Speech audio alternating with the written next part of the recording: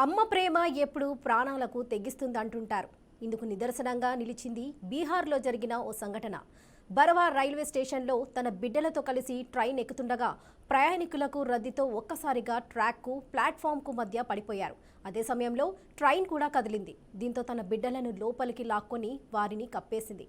వెంట్రుక వాసి గ్యాప్లో ట్రైన్ స్పీడ్గా వెళ్ళిపోయింది. పొరపాటున ట్రైన్ తగిలితే అందరూ అక్కడికక్కడే చనిపోయేవారు. ముగ్గురికి ఏమీ కాకపోవడంతో అందరూ ఊపిరి పీల్చుకున్నారు. కానీ పిల్లలను కాపాడేందుకు ఆ మహిళ చేసిన ప్రయత్నం తల్లి ప్రేమ గొప్పతనాన్ని తెలియజేస్తుంది.